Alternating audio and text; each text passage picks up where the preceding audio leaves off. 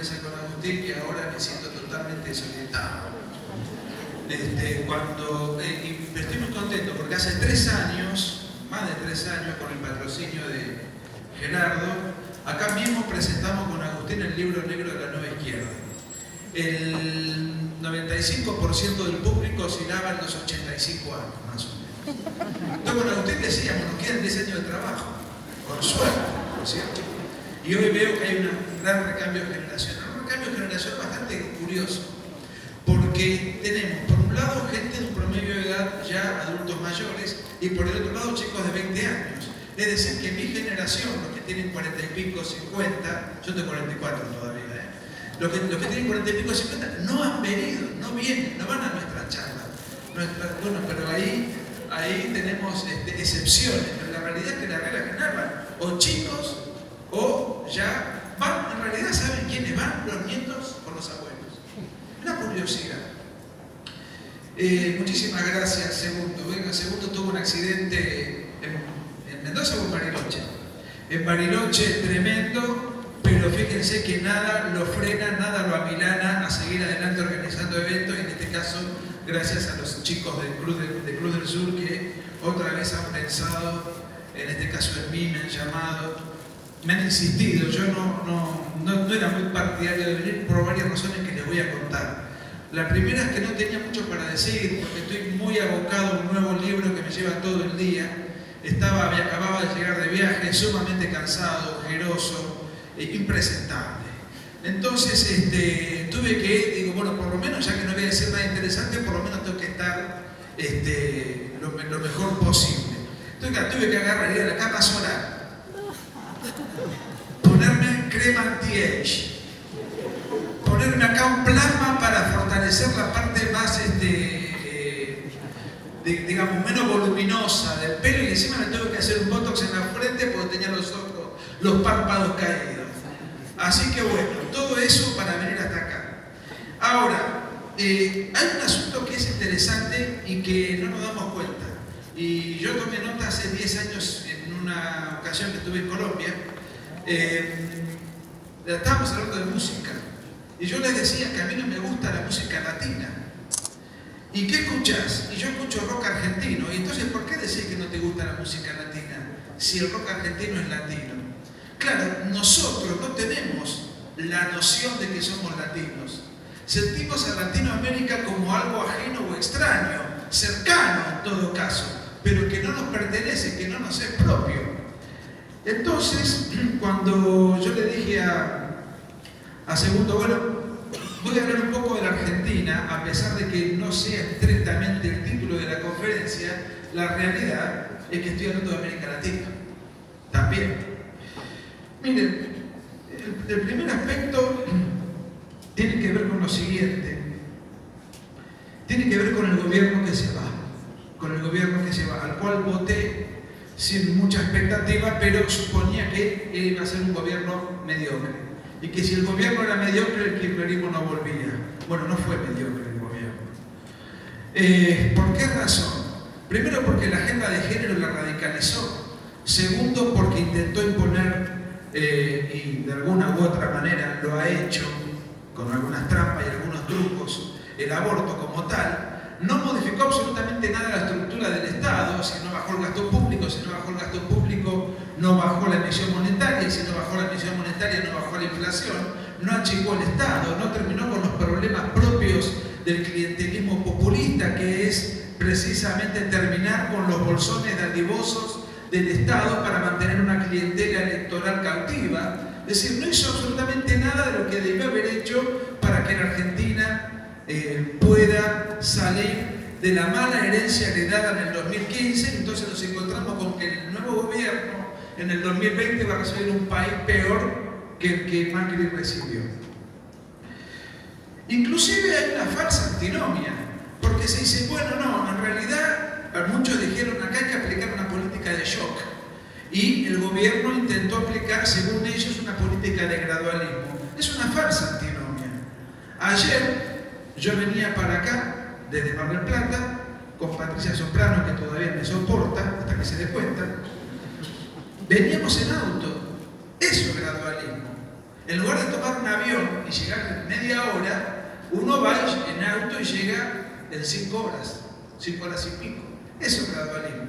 Es ir hacia un lugar concreto con un medio diferente o con una velocidad diferente. El problema es que el gobierno de Macri no fue un gobierno signado por el gradualismo, fue un gobierno signado por el inmovilismo. ¿Hacia dónde iba el gobierno de Macri? Teníamos que hacer esfuerzos, pagar tarifas exorbitantes, soportar una inflación del 50 y pico %, soportar un montón de cosas que antes eran más livianas. ¿Y para qué? ¿Para llegar a dónde? No era un gobierno gradualista, era un inmovilismo. Por eso Macri es de alguna u otra manera como Cristóbal Colón. Cuando salió no sabía dónde iba y cuando llegó no sabía dónde estaba. Y eso...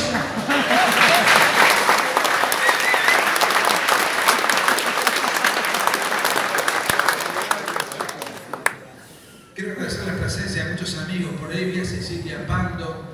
Ahí está Roberto Castellanos, que ayer estuvo solo contra todo el panel de Intratables. Un héroe.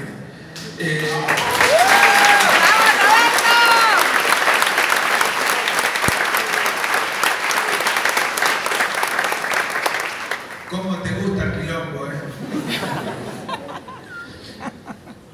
Ahora, miren, el nuevo gobierno, voy a hablar un poquito de lo que supongo que se viene, de lo que supongo, pero no me voy a jugar demasiado. ¿Por qué razón? Porque el peronismo es algo impredecible. Los que nos acordamos, algunos son bastante más chicos que yo, los que están acá, en el año 89, Menem era un personaje de características estéticas impresentables. Tenía un disfraz de Facundo Quiroga, con el cual hacía su campaña electoral, unas patillas que eran de carácter repugnantes, un discurso de un primitivismo insuperable, y el mismo día en que ganó se afeitó las patillas, se abrazó con Martínez de Oro, llamó al Sogaray, indultó a los militares, se abrazó con el almirante Rojas. Entonces, de la nada, de sorpresa, apareció un presidente cuyo gobierno, que cada uno tendrá su juicio, no tenía nada que ver con lo que él había sido durante la campaña. De manera similar, cuando Néstor Kirchner, que lo único que conocíamos es que era parecido a Tristán, no teníamos, digamos, mayores referencias de este sujeto, subió al poder así con su estética desalineada, digamos, y llegó al poder y arrastró el país hacia un populismo de inspiración chavista y de insistente reivindicación del terrorismo subversivo. Tampoco eso fue parte de su campaña. Ahora, ¿qué va a hacer Alberto Fernández? ¿Quién es Alberto Fernández? Es un misterio porque estuvo en todos los partidos políticos, inclusive el partido de Caballo. Entonces, ¿qué piensa en su fuero íntimo? Miren, hasta que no llegue al poder yo no me animo a aventurarlo. Sí me animo a decir que hay 4 problemas que él va a tener que no son menores. El primer problema es el frente interno, porque Cristina le dio la posibilidad de ser presidente de la nación. Él no tiene votos propios, no es un personaje que empujó porque tenía un aparato fuerte, sino que él es presidente gratuitamente. Lo colocaron en un lugar y él tiene que estar agradecido de la vida porque no tenía ninguna envergadura política hasta antes de ser elegido, ungido como presidente. Entonces el primer problema que va a tener es el frente interno porque Cristina ya lo rodeó de ministros, de gobernadores, de diputados y de senadores que son parte constitutiva del ala radical del kirchnerismo. Cristina le generó una secta en su alrededor. ¿Cómo va a ser él para salir de esa secta y darle a su gobierno un tono autónomo? Bueno, eso es un asunto del cual vamos a poder saberlo el año que viene. El segundo aspecto es que la elección decorosa que hizo Macri después de las PASO, porque realmente las PASO fue una derrota categórica, pero después perdió, digamos, con dignidad, generó que tanto en diputados como en senadores haya un empate técnico. La misma cantidad de diputados y la misma cantidad de senadores la tienen tanto Cambiemos como el gobierno. Por consiguiente, los miedos que muchos tenían de que la nueva administración kirchnerista, o no sabemos cómo la vamos a llamar en breve, cambie o modifique la Constitución, no lo van a poder hacer tan fácilmente, porque van a necesitar quórum especial y eso no los tienen. Ahora, si la Alianza Cambiemos no logra tener una hegemonía, no logra sostenerse en el tiempo, se rompe por los motivos que fuere, esa es otra historia. También se puede romper el peronismo y se ha roto muchas veces. Pero la realidad es que hoy, tal como están dadas las cosas, hay un empate técnico en el ámbito legislativo. El otro aspecto es que no tiene un centavo partido por la mitad. Cuando Perón llevó adelante su gobierno populista en el año 46, del 46 por lo menos hasta el 52, tenía mucho dinero para repartir. Néstor Kirchner tuvo mucho dinero para repartir. La soja valía el doble de lo que vale ahora. Cristina tuvo mucho dinero para repartir. Los commodities tenían precios extraordinarios. Ahora esos commodities tienen precios desinflados y Argentina está inclusive endeudada con el Fondo Monetario Internacional para financiar gastos corrientes. Por consiguiente, esto va a ser algo paradójico, es decir, un populismo sin plata. Y un populismo sin plata es un populismo impopular. Y después hay otro factor. Mucha gente sencilla que votó por Alberto Fernández porque añoraba el fútbol gratis, añoraba las tarifas a precios irrisorios, vivía mejor. No porque el sistema económico fuese mejor, sino porque el contexto era mejor. Esa gente, o gran parte de esa gente, va a creer que con el nuevo gobierno va a volver a vivir aquella fiesta de consumo que se transitó durante casi 12 años. Y eso no va a ocurrir. Entonces, ¿cuánto va a tardar Alberto Fernández en mantener el idilio, la primavera con la opinión pública, con la gente que lo votó? Bueno, la verdad va a tener un gobierno sumamente complicado. Si Alberto Fernández, cuando llegue al poder, es una continuidad del kirchnerismo, la buena noticia es que el idilio con la sociedad va a durar poco y nada. En marzo o abril van a empezar gravemente los problemas que él va a tener que transitar con una opinión pública que muy probablemente se le dé vuelta rápidamente, o por lo menos gran porción de ella. La mala noticia es que nosotros estamos en el mismo barco que Alberto Fernández. O sea, nosotros padeceremos a ese gobierno que está tan maniatado, a ese gobierno que no sabemos si va a ser de Alberto Fernández o de la secta que lo va a controlar.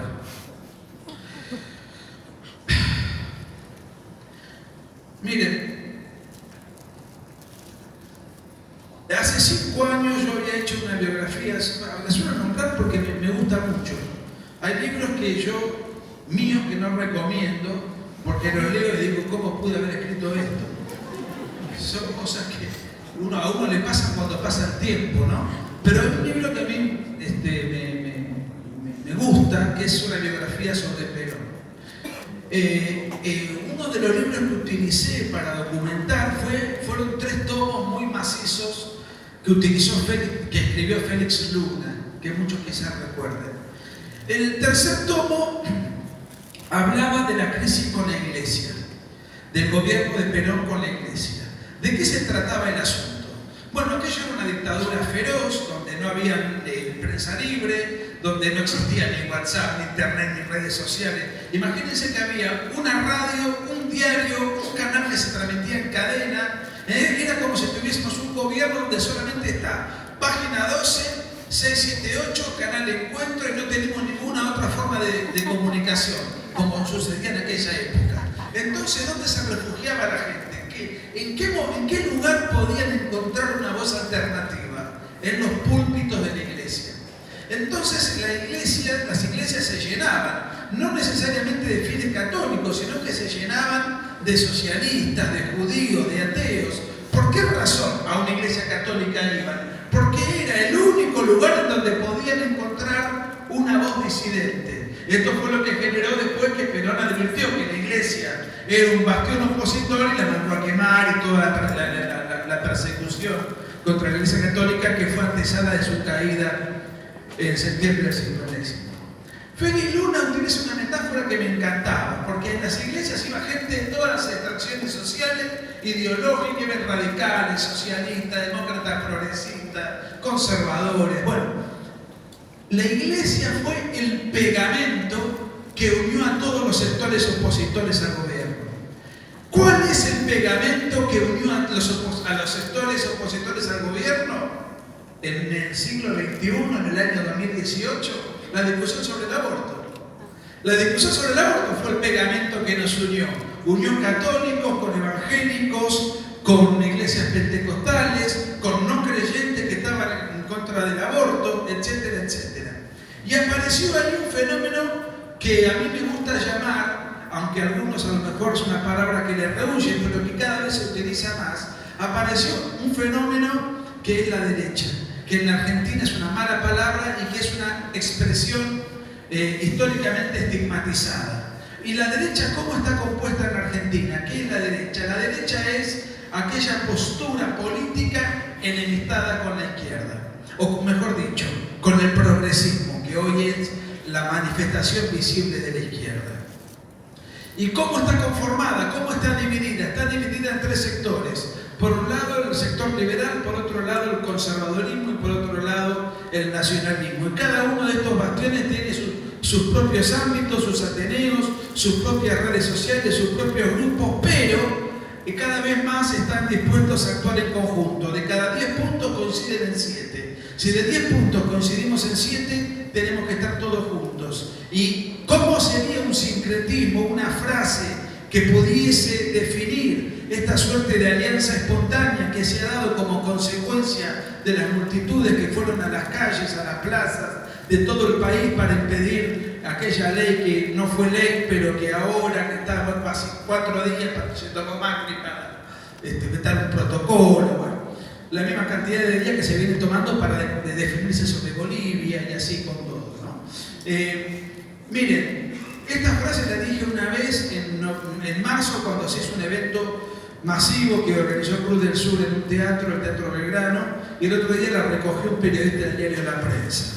Una derecha hoy tiene que estar conformada por estos tres sectores y más o menos en una simplificación muy apretada podríamos decir que la derecha tendría que tener liberales que crean que la vida humana empieza desde la concepción, conservadores que rescaten la tradición pero que entiendan que la tradición tiene que estar al servicio del progreso y nacionalistas que no confundan el amor al Estado con el amor a la patria.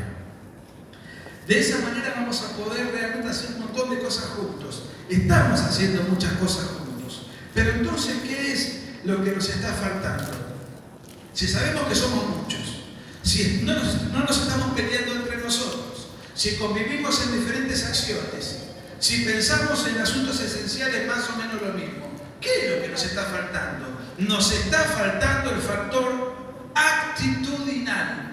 Actitudinal. Esto no es un debate universitario en donde discutimos con los que están a favor del aborto, los que están en contra, los que quieren mantener presos a los militares que combatieron la subversión, los que queremos que estén donde corresponde, que tienen que estar libres, los que están a favor de... Acá no se trata de una suerte de, podríamos decir, polémica de tinte académico. Acá estamos hablando de otra cosa. Tenemos que tener una actitud actitudinal, una actitud insolente. Tenemos que combatir y debatir con saña, con garra. Me acuerdo que había, y esto delata un poco mi edad, personas anteriores a mí, volviendo al rock argentino, un grupo que se llamaba Pedro y Pablo. ¿Algunos se acuerdan? No eran los apóstoles, eran dos hippies roñosos, pero hicieron una canción que está muy bien lograda, que se llamaba La Marcha de la Bronca. 5 me queda. La Marcha de la Bronca. Y hay que fomentar la bronca, pero no es bueno fomentar la bronca, depende. Es bueno fomentar la bronca contra todo aquello que nos aleja del bien, de aquello que es bueno y fecundo. Entonces, nuestro problema es actitudinal. Miren, nosotros tenemos que tener énfasis, tenemos que tener ideas rotundas, un convencimiento que no lo estamos teniendo. El dirigente peronista Mario Bergoglio el otro día salió a decir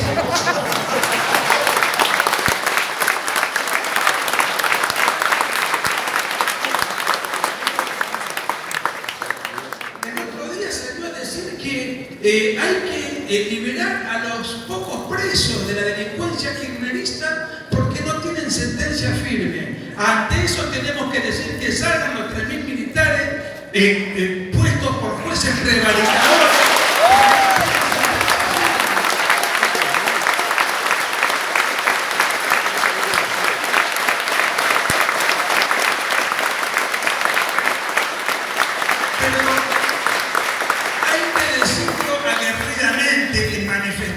Yo he participado en Marcha de los Muertos por la Subversión, donde éramos 200. No es un mero homenaje, tiene que ser una demostración de fuerza. Por eso nos falta el aspecto actitudinal. Miren, el otro día un personaje llamado Horacio González, que era de Carta Abierta, salió a decir que hay que darle una valoración positiva a la guerrilla setentista. Que se la den, pero nosotros entonces podemos darle una valoración positiva a la guerra antisubversiva. Sin embargo, no se nos ocurre, no tenemos el carácter confrontativo desde el punto de vista cultural. Miren, ellos reivindican a Che Guevara como comandante histórico, como referente. Nosotros no podemos reivindicar ni siquiera al general Roca, que fue un patriota que peleó acá, que recuperó tierras.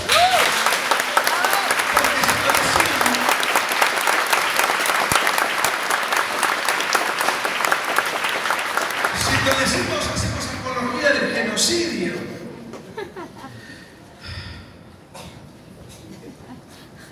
Ya falta poco, aparte me corre acá Alex. Reivindican a la ladrona de Plaza de Mayo. Reivindican a la ladrona de Plaza de Mayo y nosotros muchos de los que estamos acá no conocemos al equivalente de los muertos por la subversión que está acá presente, que es Silvia Ibarzábal, a Fabita.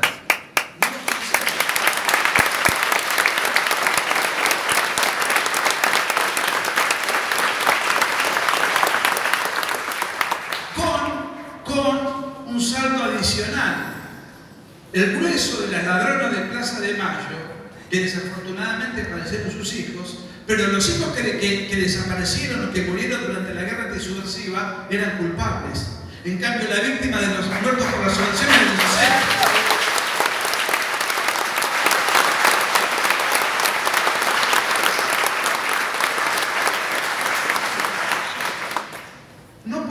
Reivindicar a Yáñez, hay que reivindicar a Evo. Si reivindicamos a Yáñez somos golpistas.